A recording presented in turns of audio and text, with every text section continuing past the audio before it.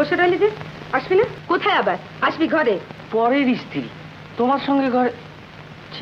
ভারতের মাটিতে দাঁড়িয়ে যিনি প্রতিনিয়ত মনে করতেন আমি বাংলাদেশি, তিনি আর কেউ নন, ভানু বন্দ্যোপাধ্যায়। নামটা শুনলেই মনের পর্দায় ভেসে ওঠে ঢাকাইয়া টান, রসবোধের ঠাসা সংলাপ আর সেই হাসির ঢেউ যা এক প্রজন্ম থেকে আরেক প্রজন্মে ছড়িয়ে পড়েছে। তাহলে একটু দুঃখ প্রকাশ করে ছেড়ে দেবো, বেড়ে চালাচ্ছেন স্যার। বলছি সেই ভানুর কথা, যাকে কেউ বাঙ্গাল বলে খোঁচালে তিনি সরাসরি বলে দিতেন, আমি যদি বাঙ্গাল হই আপনি কি বাঙালি? তাহলে আমি তো পুরুষ লিঙ্গ, আপনি স্ত্রীলিঙ্গ। এমন সাহস, এমন মজার প্রতিবাদ কি আজকের দিনে কল্পনা করা যায়? বলছিলাম দুই বাংলার জনপ্রিয় অভিনেতা ভানু বন্দ্যোপাধ্যায়ের কথা। বাংলার মঞ্চ ও চলচ্চিত্র জগতে কৌতুক ও রসাত্মক অভিনয়ে যার নাম সবার আগে মাথায় আসে তিনি ভানু বন্দ্যোপাধ্যায়। নিজের নাম নিয়েও যিনি করতেন নানা ধরনের রসিকতা। বলতেন, I am communist, I bear it in my name. Samya Banerjee, এটাই ছিল তার আসল নাম, কিন্তু তিনি হয়ে উঠলেন ভানু। আর নিজের নাম নিয়ে ভানু কেমন রসিকতা করতেন তা এতক্ষণে সবাই বুঝে গেছেন। তবে তিনি নিজেকে ঢাকার ভানু হিসাবে পরিচিত করতে ভালোবাসতেন, আর হবেই বা না কেন, সে করত বাংলাদেশেরই। 1941 সালের দাঙ্গার সময় জীবনের ঝুঁকি নিয়ে তিনি ঢাকার পাট চুকিয়ে এক পরিচিত জনের গাড়ির পেছনে শুয়ে কলকাতায় পাড়ি দেন।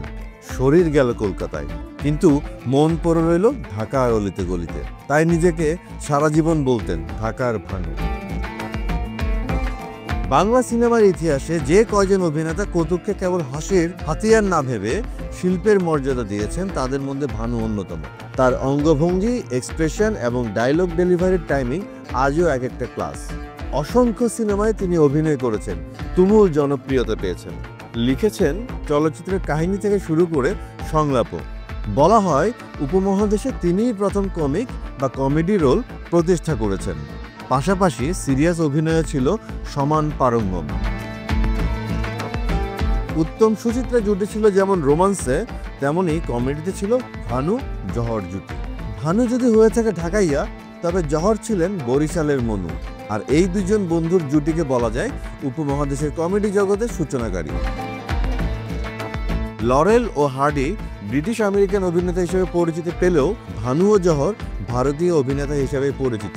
তাদের বন্ধুত্ব ছিল এমন যে ভানু সেকেন্ড হ্যান্ড গাড়ি কেনার সময় জহর সভা ডাকেন, বলেন, এই গাড়ি সকল কমেডিয়ানের, শুধু তোর একার না। ভানু মাথা নত করে মেনে নেন। প্রতি শনিবার গাড়ি পাঠাতেন বন্ধুর জন্য, আর ভানু নিজে যেতেন ট্রাম বা ট্যাক্সি ধরে। বন্ধুত্ব কি এত নির্মল হতে পারে? চার্লি চ্যাপলিনের মতো করে ভানুও মনে করতেন কমেডি মানেই ভাড়ামি নয়। বলতেন, আমি ব্যঙ্গ করেও সমাজকে চোখে আঙ্গুল দিয়ে দেখাতে চাই, যা ভুল তা বদলাও। আর তাই তিনি কাতুকুতু দিয়ে মানুষকে হাসাতে পছন্দ করতেন না। তার অঙ্গভঙ্গি, বাচনভঙ্গি, নিখুঁত টাইমিংয়ে মোক্ষম সংলাপ ইত্যাদি দেখে হাসে গড়াগড়ি খেত দর্শক। এক কথায় ভানু কমেডিকে রূপান্তর করেছিলেন যেন আর্টে। তিনি ছিলেন হাসির এক বিপ্লব। তার জনপ্রিয় সিনেমাগুলোর মধ্যে অনেকেই হয়তো ৭৪ কথা বলবেন। এক অর্থে তা ঠিক। নামকরা অভিনেতারা যখন ক্যারিয়ারের শুরুর দিকে সংগ্রামরত, তখন ঢাকাইয়া কুট্টি অ্যাকসেন্টের চমকপ্রদ অভিনয় দিয়ে তাক লাগিয়ে দিয়েছিলেন ভানু। কারণ ঢাকায় যখন ছিলেন, ঘোড়ার গাড়ির চালকদের সঙ্গে মিশতেন তিনি। কুট্টিদের তীক্ষ্ণ রসবোধ বিক্রমপুরের পোলার কৌতুক প্রতিভা বিকশিত করতে সাহায্য করেছিল, এটা বলা যায় নির্দ্বিধায়। ধান্তি বিলাসে ছিল ডাবল রোল, যেখানে উত্তমের পাশে দাঁড়িয়ে ভক্তি ও কিঙ্কর চরিত্রে দর্শকদের আলাদা নজর কেড়েছেন সমানে সমান। আর ওরা থাকে ওধারে, জমালয়ে জীবন্ত মানুষ, ভানু পেল লটারি, পার্সোনাল অ্যাসিস্ট্যান্ট, এসব ছবিতে কমেডির মোড়কে সমাজের চিত্র আঁকতেন তিনি। বিশেষ করে জমালয়ে জীবন্ত মানুষ ও স্বর্গ মর্ত্যের মতো দুর্দান্ত ছবি এখনকার দর্শকদেরও অবাক হতে বাধ্য করে। কারণ এখনকার দিনে এমন কনসেপ্টের সিনেমা নির্মিত হয় না বললেই চলে। পরবর্তীকালে আমরা দেখতে পাই বয়সের ভারে নুয়ে গেল অভিনয়ে দর্শক মাতানো আরেক ভানুকে। গল্প হলেও সত্যি, আশিতে আসিও না, ভানু গোয়েন্দা, জহর অ্যাসিস্ট্যান্ট প্রভৃতিতে স্বাক্ষর রাখেন সহজাত অভিনয়ের। তার নামে দুইটি সিনেমার টাইটেল হয়, যা তখনকার যুগে ছিল এক বিরল ঘটনা। 1959 সালে নির্মল দেব পরিচালিত নির্ধারিত শিল্পীর অনুপস্থিতিতে অভিনয় করে ভানু যেন সব আলো কেড়ে নেন। হাস্যরস ও সিরিয়াসনেসের সমন্বয়ে সিনেমাটার গল্প এগোতে থাকে। গান যেমন এই ছবির প্রাণ, তেমনি ভানুর পরিণত অভিনয়ও দর্শককে তার প্রতি আরও মনোযোগী করে তোলে। চার্লি চ্যাপলিনের সিটি লাইটস ও লাইমলাইটের অনুপ্রেরণা ছিল ছবিতে, তবে তা এদেশীয় ভঙ্গিতে ও বয়ানে নির্মিত ছিল। কমেডি বা মকারির মাধ্যমে মানুষের চেতন সত্তাকে ধাক্কা দেওয়াটাই ভানু প্রধান কর্তব্য মনে করতেন।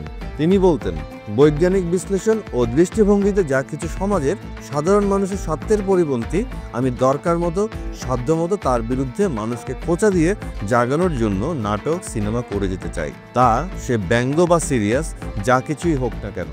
এটাই আমার কমিটমেন্টের শেষ কথা। ভানু বন্দ্যোপাধ্যায় ছিলেন সেই শিল্পী যিনি হাসির মধ্যেও রেখে গেছেন চোখে জল আনার মতো গভীরতা। দুই বাংলার মানুষ তাকে একসঙ্গে ভালোবেসেছে, কিন্তু তিনি নিজেকে সবসময় বলতেন, আমি বাংলাদেশের সন্তান। তিনি ছিলেন ঢাকার ভানু এবং এটাই তার পরিচয়, গর্ব, উত্তরাধিকার। স্মৃতিময় ঢাকাকে স্মরণ করতে করতে 1983 সালের 4 মার্চ তিনি পৃথিবী ছেড়ে চলে যান। তবে তার ভক্তরা এখনো তাকে ভুলেনি, কারণ তিনি বেঁচে আছেন তার সৃষ্টির মাঝে।